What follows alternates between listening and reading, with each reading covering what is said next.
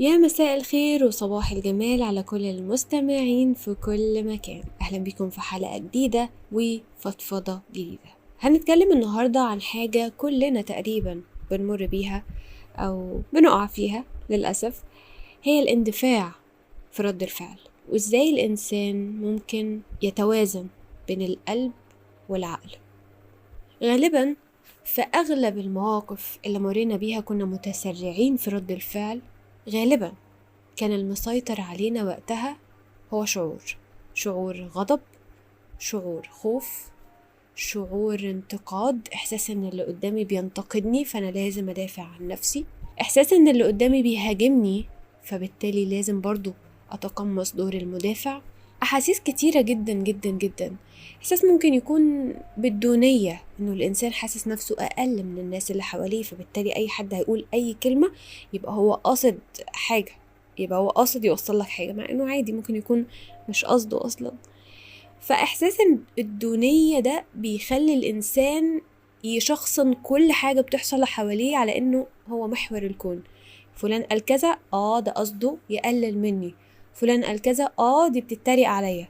فلان قال كذا، فاهمين الفكرة؟ فإحساس إن الإنسان محور الكون فكرة غلط جدا، وبتخلي الإنسان في دوامة من التفكير المفرط اللي بيخليه يوصل لدرجة من درجات إنه خلاص مش عارف قيمة نفسه، تايه في آراء الناس فيه. قد يكون بتوصل أحيانا إنه يجيله صداع من كتر التفكير، ممكن توصل بيه لبعض الأمراض اللي أبعد من الصداع. يعني التفكير المفرط يؤدي إلى مشاكل صحية جسدية، لأنه شكل من أشكال كتم الشعور، أو إنه عايش جوه دماغه.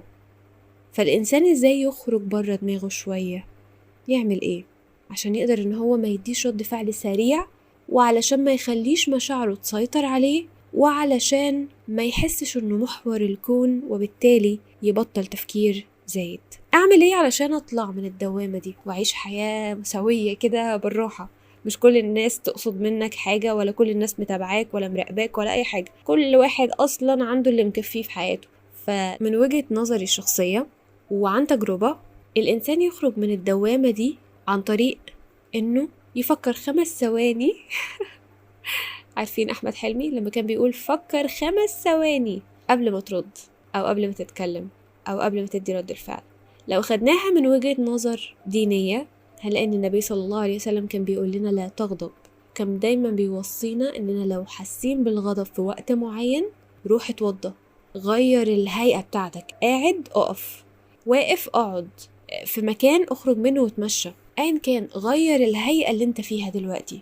المسافة ما بين تغييرك الحالة الشعورية بتختلف تماما. انت بتهدى، مشاعرك بتهدى، تفكيرك بيتوازن، تقدر تتنفس، تاخد نفس، بتبدأ يبقى عندك فرصة ومساحة لدماغك انك تفكر في احتمالات مختلفة عن الفكرة اللي جت في بالك اول واحدة، انه الشخص اللي قدامك ده بينتقدك مثلا او بيقصد حاجة وحشة تجاهك.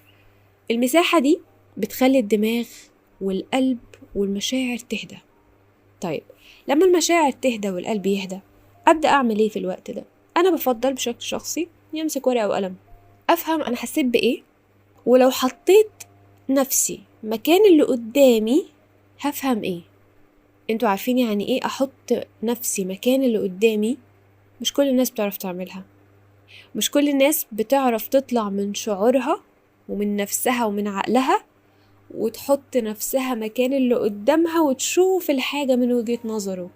في ناس ممكن تقولك أنا بعرف أعمل كده على فكرة، وتلاقيها في حكمها لا، هي بتحكم من وجهة نظرها هي، من رأيها هي.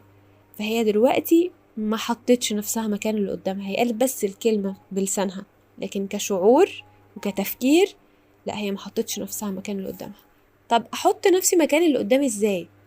أحاول أفهم شعوري وتقبله، سواء كان بيني وبين نفسي بالكلام كده، ان انا بتكلم مع نفسي او بفكر مع نفسي بصوت عالي، او بالكتابة ان انا بفرغ.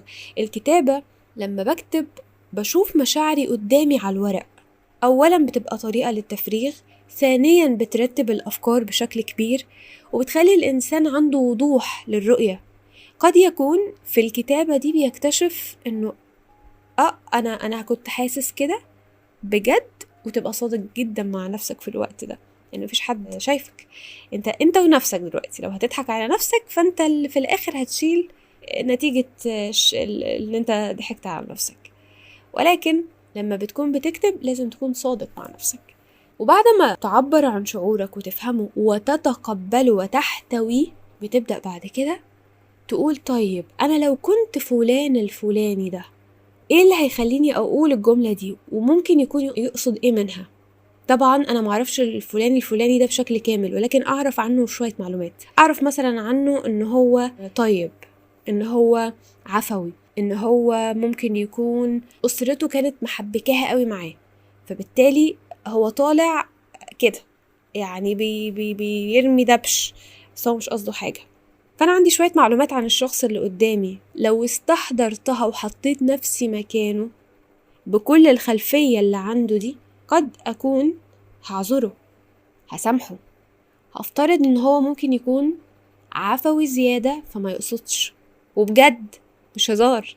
هي فكرة افتراض حسن النية، ولكن بطريقة عقلانية شوية، إنك تحسن الظن باللي قدامك وتفترض إن هو كمان بيحسن الظن، لأن سوء الظن دايما بيودي الناس لحيطة سد، لدنيا سودة، لكراهية لا محدودة لما تسيء الظن بكل اللي حواليك عمال على بطال. واسألوني أنا عن الموضوع ده، بجد أنا شفت ناس في حياتي حرفيا ما بتشوفش حاجة غير الوحش بس، مليون ألف حاجة حلوة قدامها، لا هي هتنقي الوحشة وهتبص عليها وتقولك انتي وحشة عشان فيكي 1 2 3. الناس دي أنصحك انك تبعد عنها أو تقلل علاقتك معاها، راحة لنفسك والكل الواحد مفهوش طاقة والله، لازم نوفر شوية الطاقة اللي عندنا دول عشان نكمل الحاجات الناقصة في حياتنا، نحاول نحسن من نفسنا، نصلح من عيوبنا. كفاية الطاقة دي علشان نكون ناس كويسة على قد ما نقدر، نقرب من ربنا، نحسن علاقاتنا، نصلح من عيوبنا، نحاول نزود من حسناتنا، نقلل من سيئاتنا. الطاقة دي حطها في الحاجات اللي تنفعك في الحياة وتنفعك في الآخرة، لكن إنك تفكر في فلان وفلان وتفترض وتحط وتربط ليه بجد ليه؟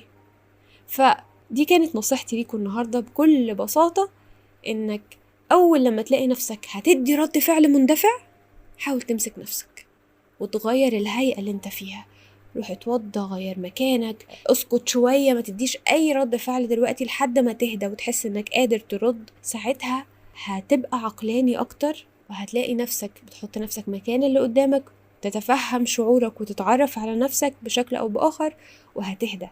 ومن هنا بقى بتيجي فنون الرد، من هنا بيجي الحكمة في التصرف.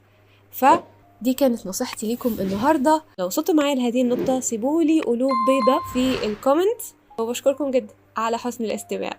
أشوفكم الفيديو جاي على خير، دمتم سالمين وإلى اللقاء.